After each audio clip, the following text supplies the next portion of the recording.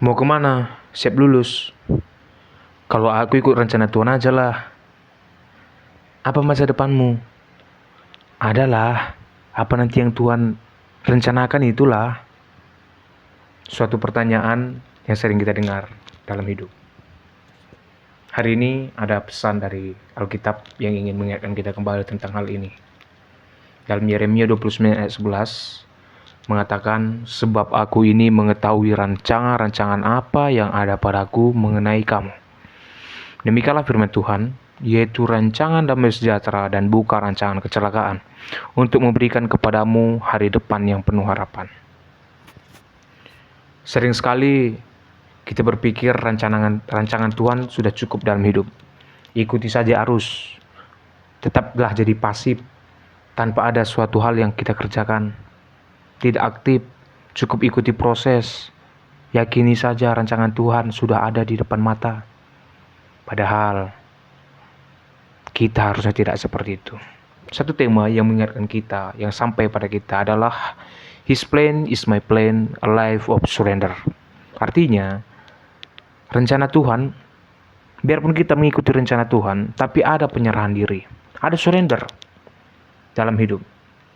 Apa arti surrender? Surrender itu berserah. Ada ketaatan di dalamnya. Mengerjakan pekerjaan. Aktif. Tidak hanya berkata, percaya rancangan Tuhan. Sering sekali kita berpikir, hidup kita sekarang ini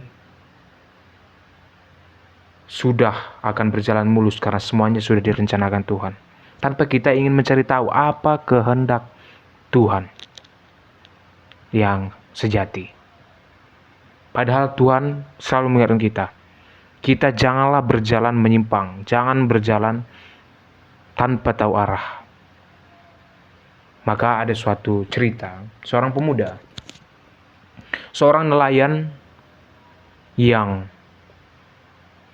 telah memiliki pengalaman yang kuat, sudah bersiap penuh untuk nelayan pada hari itu. Pada saat dia pergi menelayan, dia pergi untuk mencari ikan di laut. Namun karena cuaca iklim yang memang tidak menentu, akhirnya badai dan hujan turun. Dia pun terjebak di tengah laut kala itu. Akhirnya dalam keadaan panik, banyak hal yang dia korbankan. Mau dari alat kayuhnya dan pengalaman yang ia miliki sama sekali tidak berguna. Akhirnya pada saat malam hari, dia pun sudah hampir kehilangan harapan. Dan dia pun berdoa dengan taat dan dia meminta, ya Tuhan, kiranya berikan solusi padaku. Berikan rencanamu untuk menyelamatkan anakmu ini dari musibah ini. Akhirnya setelah doa yang dia panjatkan, dalam beberapa menit kemudian, lewatlah sebuah kapal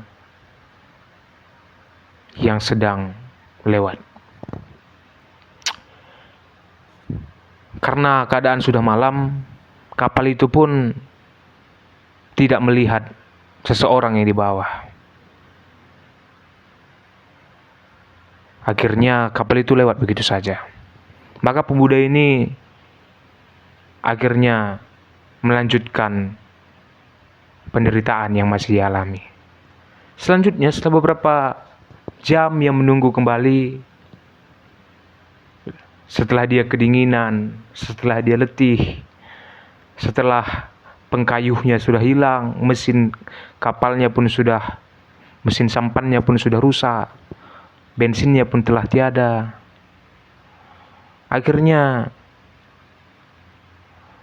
dia bingung harus bagaimana.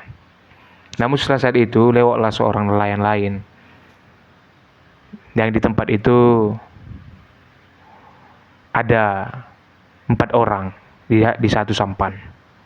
Namun seperti kejadian yang biasa sebelumnya, dia melewati